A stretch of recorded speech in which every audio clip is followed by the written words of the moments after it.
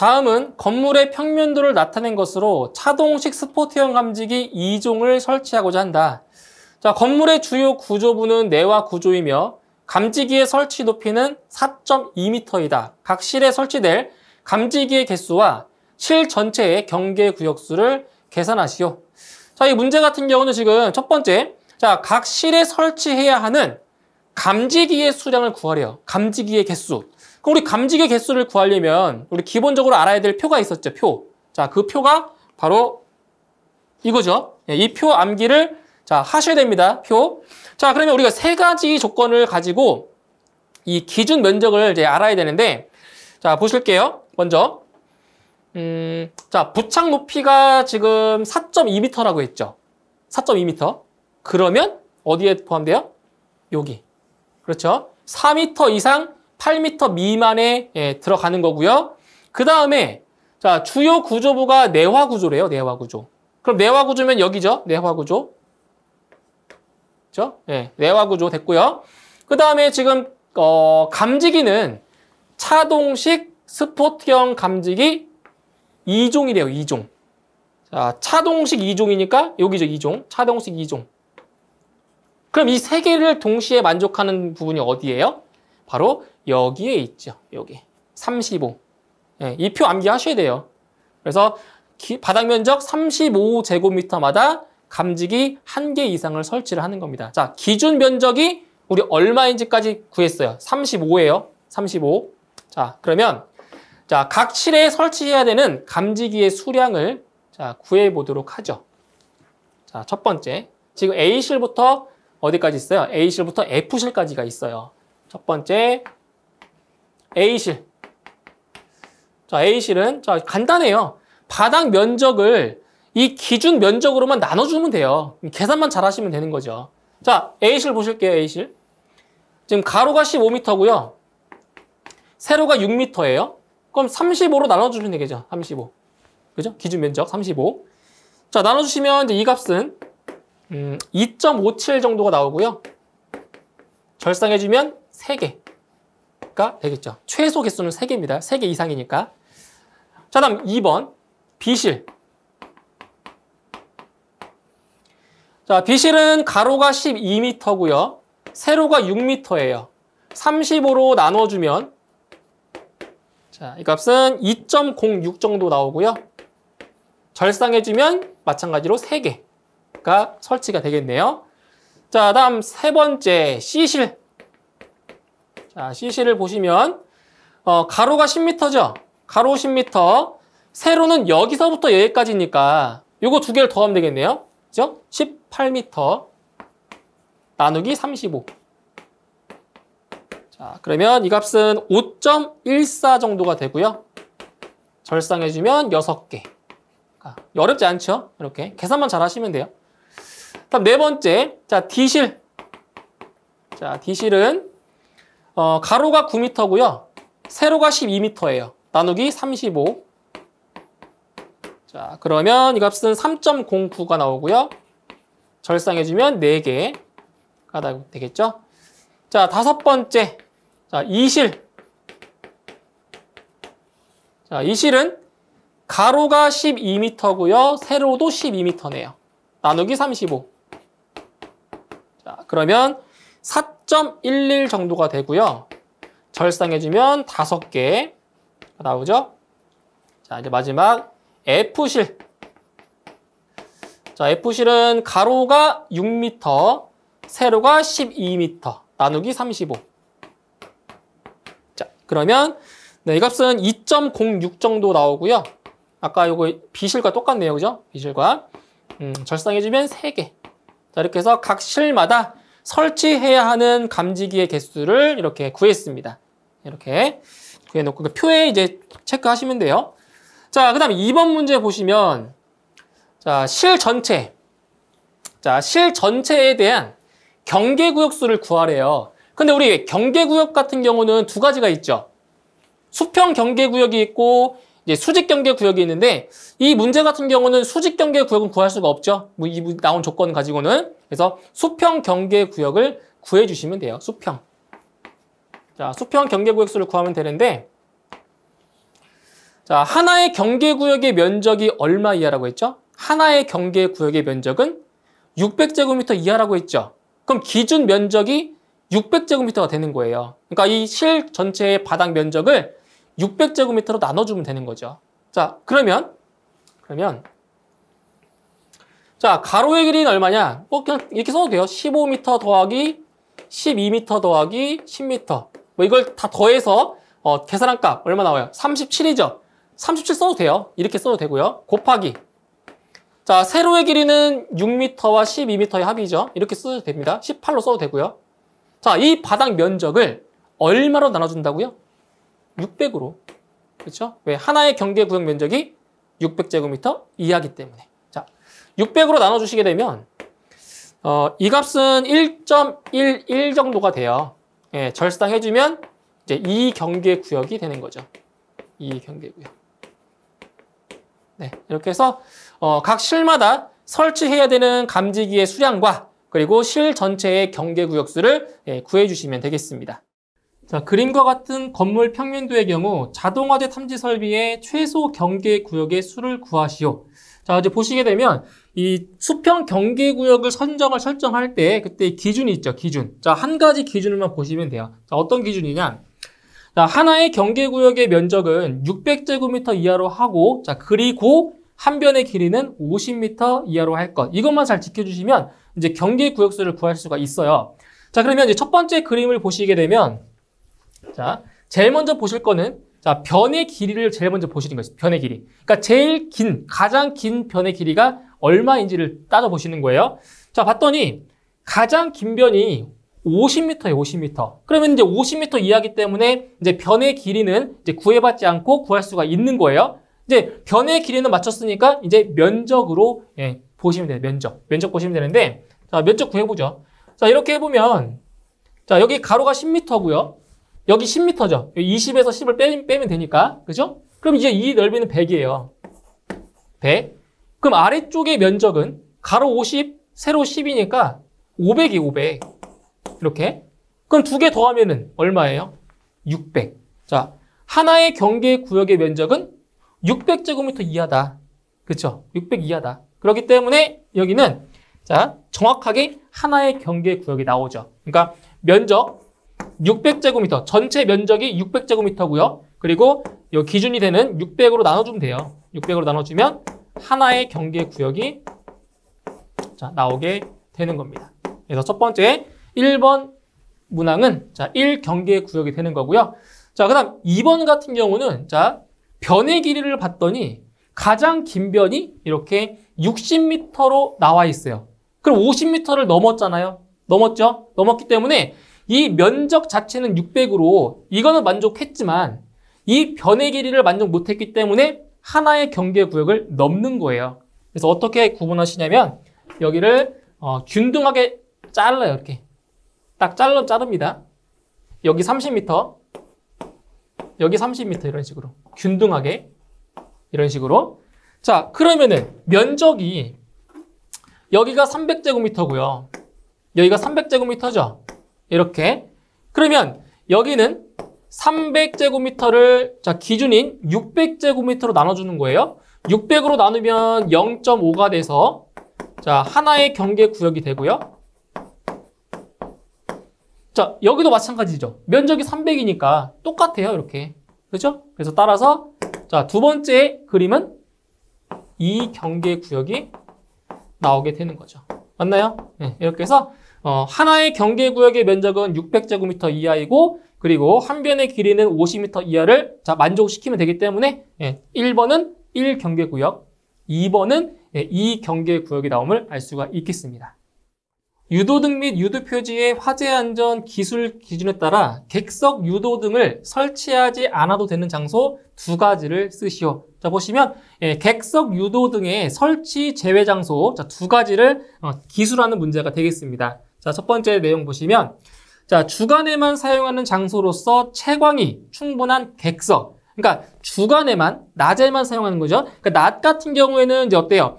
외부에서 빛이 들어오잖아요. 외부에서 빛이 들어와서 충분히 밝기 때문에 굳이 이제 객석 유도등을 설치하지 않아도 된다는 거죠. 그래서 주간에만 사용하는 장소로서 채광이 충분한 객석 설치 제외가 되는 거고요. 다음 두 번째, 거실 등의 각 부분으로부터 하나의 거실 출입구에 이르는 보행거리가 몇 미터 이하?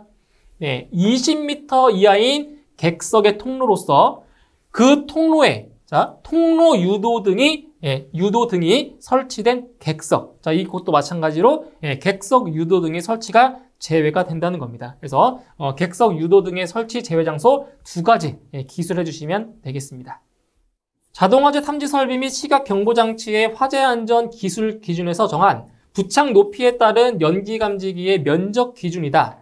다음 빈칸에 부착 높이에 따라 연기 감지기 1개 이상을 설치해야 하는 바닥 면적을 쓰시오. 자, 이제 표를 채워주시면 되는데, 자, 일단 그 연기 감지기의 개수를 산정할 때, 자, 일반적인 경우, 복도 같은 경우는 이제 보행거리 기준으로 이제 감지기의 개수를 산정하지만, 이제 복도가 아닌 경우, 뭐 거실 같은 경우에 이제 연기 감지기를 설치할 때 이제 바닥 면적 기준으로 또 감지기 개수를 구할 때가 있습니다. 그때 그 개수를 구할 때 기준이 되는 면적이 바로 그림에 나와 있는 표가 되는 거죠. 자, 그러면 일단 부착 높이가 두 가지의 범주로 나눠지는데 4m 미만인 경우와 그리고 4m 이상, 그렇죠? 20m 미만에 해당하는 이제 두 가지 범주로 나눌 수가 있습니다. 자, 그리고 감지기의 종류로는 자, 1종과 2종은 자, 기준이 똑같고요. 그리고 3종이 기준이 다릅니다. 그래서 1종과 2종은 부착 높이가 4m 미만일 경우에는 바로 150제곱미터마다 1개 이상을 설치를 하는 거고요.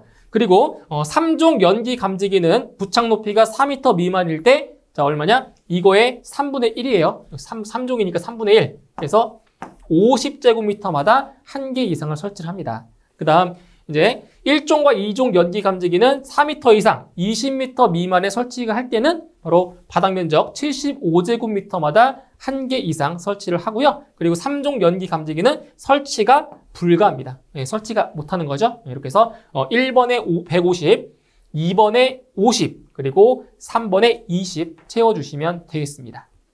수신기로부터 배선거리 100m의 위치에 지구 음향장치가 접속되어 있다. 지구 음향장치가 작동할 때의 지구 음향장치의 단자 전압을 구하시오. 단, 수신기의 단자 전압은 24V, 지구 음향장치의 저항은 44옴, 그리고 전선의 저항은 1m당 0.02옴이라고 했습니다. 자, 그럼 이 문제에 해당하는 회로, 회로를 한번 그려보도록 할게요. 자, 이런 거죠. 자, 지금 24V가 인가된 거예요. 24V가 인가됐고, 여기 배선에 배선 저항이 존재하겠죠. 배선 저항. 여기 있는 전선의 저항이니까. 자, 배선 저항이 이렇게 존재하고요. 그리고 여기에 단자가 이렇게 있습니다. 근데 여기가 뭐냐면 이게 바로 지구 음향 장치인 거예요. 여기 부하. 그죠? 네, 부하인 거예요. 자, 그때 이제 24V가 인가가 된 거고요. 24V. 그리고 여기 지구 음향 장치의 저항이 여기가 44옴. 예. 44옴이라고 했어요. 자, 그런데 지금 여기 수신기로부터 배선거리가 몇 미터라고 했어요? 100m라고 했죠? 그런데 전선의 저항은 1m당 0.02옴이에요. 다시 1m당 0.02옴이에요. 0.02옴. 그러면 100m. 자, 100m일 때는 얼마가 되겠어요? 100m. 100m. 1m일 때가 이거니까 100m당 얼마가 돼요? 2옴이죠, 2옴. 맞나요? 2옴. 그래서 여기는 전선 저항이 2옴입니다. 그러니까 여기서부터 여기까지가 100m니까. 근데 여기도 또 100m잖아요. 똑같이. 여기도 2옴인 거죠. 이렇게. 그죠? 자, 그러면 여기서 지구 음향장치의 단자 전압 구하라고 했죠? 그럼 여기서 전압 분배 법칙을 이용하면 돼요. 전압 분배 법칙. 지금 이 저항들이 직렬로 연결되어 있기 때문에 바로 전압 분배 법칙이 성립을 하는 거죠. 자, 그럼 만약에 여기를 이제 놓을게요. 여기를 이제 여기에 걸리는 자, 전압을 V1이라고 놓고, 자, 여기에 걸리는 전압을 자, V2라고 놓고요. 여기에 걸리는 전압을 자, V3라고 놓을게요. V3. 그럼 이건 뭐예요? 이거는 R1. 이거를 R2. 여기 R2. 여기를 R3라고 놓죠. R3. 자, 그때 자, 여기 V2. 우리가 알고 싶은 거는 지구 음향장치의 단자 전압 알고 싶은 거잖아요. 자, V2를 구해요. V2를 알고 싶은 거예요. 그러면 V2는 R1 플러스 R2 플러스 R3 이 세 개의 저항을 다 합친 거죠. 합성 저항. 그거 중에서 뭐다? R2인 거죠. 왜? 저항과 전압은 비례하기 때문에. 그러니까 여기 R2가 들어가. R2 곱하기 V. 그리고 24V. 자, 대입을 시켜보면 R1이 2ohm이죠. R2가 44ohm이고요. R3가 2ohm이에요. 근데 R2가 44ohm이에요. 맞죠? 여기에 곱하기 인가된 전압 24V를 곱해주는 거죠. 이런 식으로 계산해 주시면 이거는 22V가 나옵니다. 그래서 이 지구 음향장치의 단자 전압은 22V가 됨을 알 수가 있습니다. 비상 방송 설비의 3선식 배선에 대한 미완성 회로이다. 이 회로의 미완성 부분을 완성하시오. 단, 일반일 때는 음량 조절을 하면서 방송을 하고 화재 발생 시 비상방송은 최대 음량으로 방송을 한다. 또한 회로 구성 시 전선의 접속 예를 참고하시오. 자, 여기 전선의 접속 예를 보시게 되면 자, 전선이 접속한다. 접속한다는 건 만나는 부분이죠. 만나는 부분에는 반드시 이렇게 점을 찍으라는 얘기예요. 그리고 만나지 않는 부분, 미접속인 경우에는 이렇게 점을 안 찍으면 돼요. 그러니까 점을 안 찍은 거는 만나지 않았다는 뜻입니다. 이 예를 참고해서 이제 미완성된 이 결선도를 완성을 할 거예요. 자, 그럼 보시면 이 단서 조항에 일반일 때는 음량 조절을 하면서 방송한대요. 음량 조절. 그럼 여기서 음량 조정기가 뭐예요? 어디에 있어요? 이거죠? 가변 저항. 여기 이 부분이 바로 음량 조정기예요. 음량. 그래서 이 가변 저항 값을 변화시키면서 소리의 크기를 조절하는 거예요. 그래서 이 가변 저항에 연결되는 것이 뭐다? 바로 일반 배선이다. 그렇죠? 자, 그리고 화재가 발생 시 비상이죠? 화재 발생 시 비상 방송은 최대 음량으로 방송한다. 최대 음량으로. 그럼 뭐예요? 가변 저항으로 조절할 필요가 있다 없다? 없는 거죠. 최대 출력으로 방송하는 거예요. 그래서 이 비상 배선은 가변 저항과 연결하지 않는다라는 거죠. 자, 그럼 보실게요.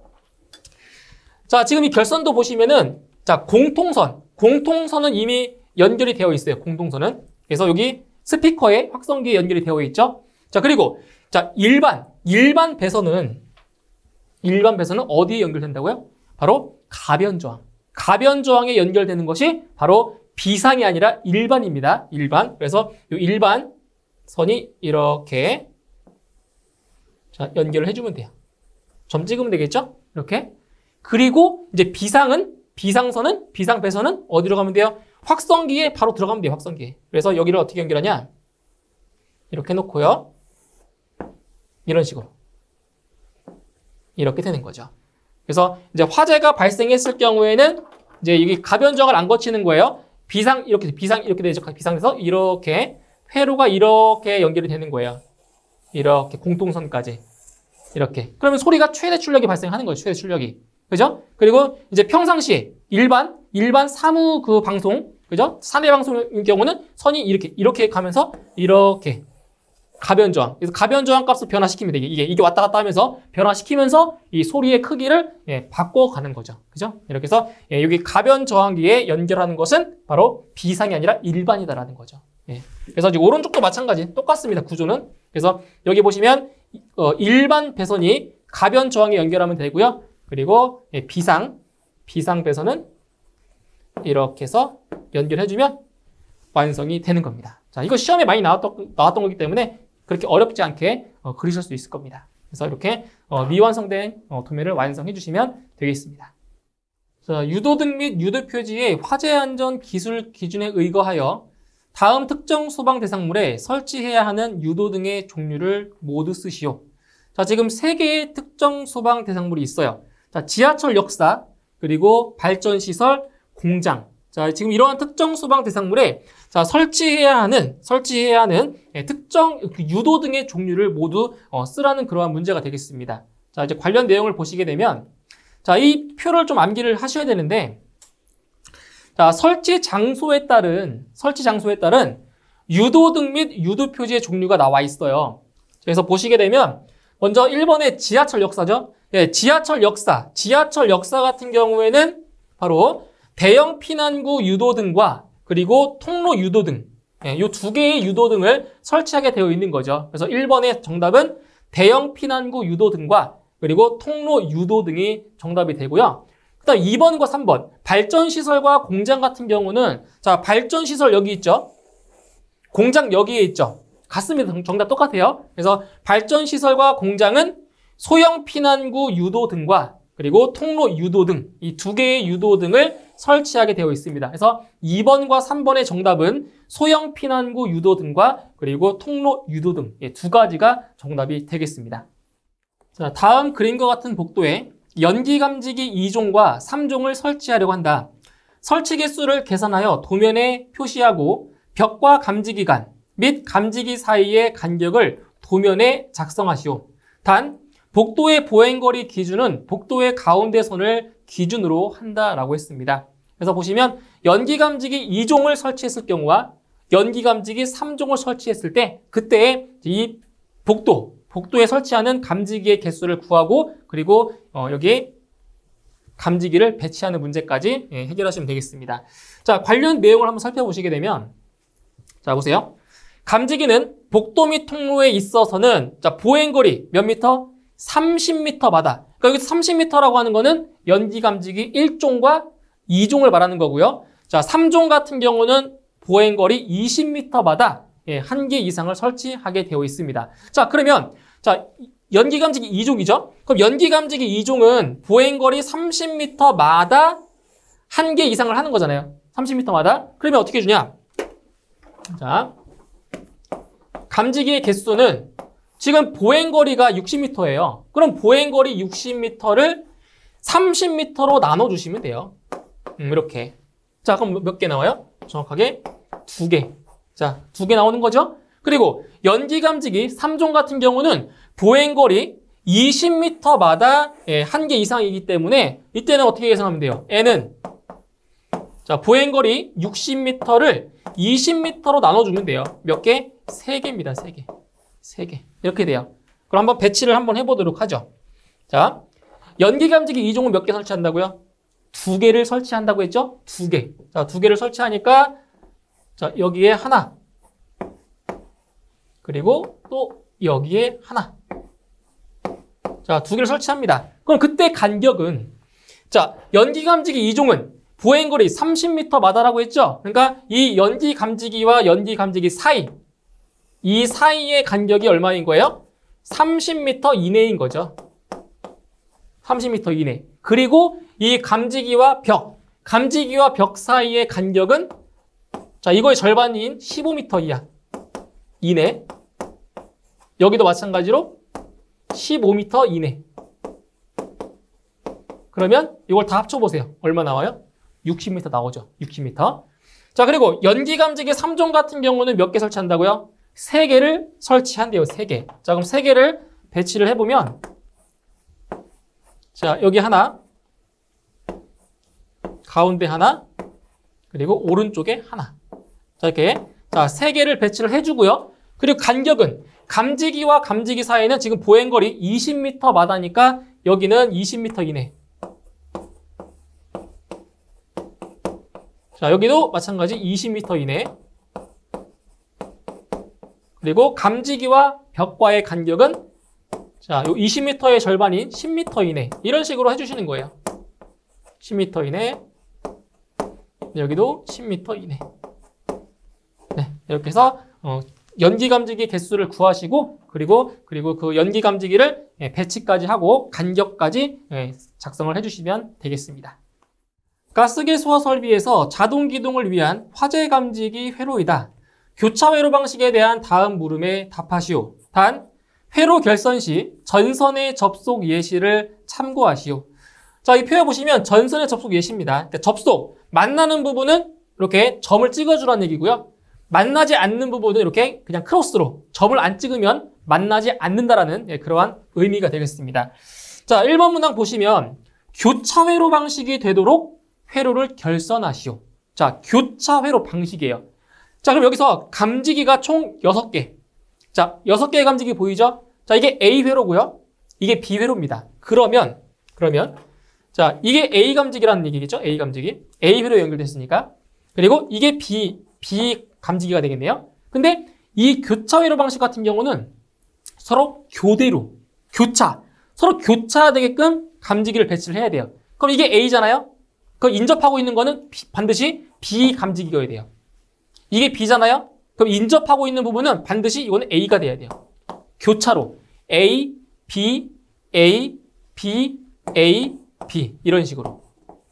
이게 교차 회로 방식이에요. 그리고 감지기를 연결할 때도 같은 감지기끼리 연결하십니다. 같은 감지기끼리 연결하시는 거예요. 그러면 여기서 일단 A 감지기, 여기도 이렇게 A 감지기 연결했죠? 그럼 여기도 A 감지기 이렇게 자 연결했고 마지막에 종단 저항까지 왔죠? 그럼 A 감지기 연결된 거예요. 이렇게. 그러니까 하나는 지구선이고요. 나머지 한 선은 지구 공통선인 거죠. 그죠? 자, 그리고 이제 B 감지기. 자, B 감지기도 똑같은 방법으로 연결을 해주시면 돼요. 이런 식으로. 그럼 여기는 이렇게 오겠죠? 그럼 여기는 자, 이렇게 연결해주고 마지막에 종단 저항까지 연결됐죠. 그죠? 자, 그리고 이 전선의 접속 예시를 보면 여기 지금 점 안 찍었죠? 점을 안 찍으면 안 만난다는 뜻이에요. 맞죠? 안 만난 거잖아요. 점을 안 찍었으니까. 그죠? 이렇게 크로스로 그리셔도 돼요. 크로스로. 그럼 이거는 만나지 않았다는 뜻입니다. 그죠? 이렇게 해서 교차 회로 방식 결선도 이렇게 그려주시면 되는 거고요. 자, 2번. 교차 회로 방식의 목적을 쓰시오. 자, 교차 회로 방식은 왜 하는 거예요? 왜 하는 거죠? 왜? 인접하는 부분을 왜 다른 감지기를 하는 거예요? 바로 이거는 감지기의 오동작을 방지하기 위한 거죠. 또는 비화재보를 방지하기 위한 겁니다. 그래서 감지기의 오동작을 방지하기 위해서 교차 회로 방식을 적용을 하는 겁니다. 이렇게 해서 단답형 문제까지 작성해 주시면 되겠습니다.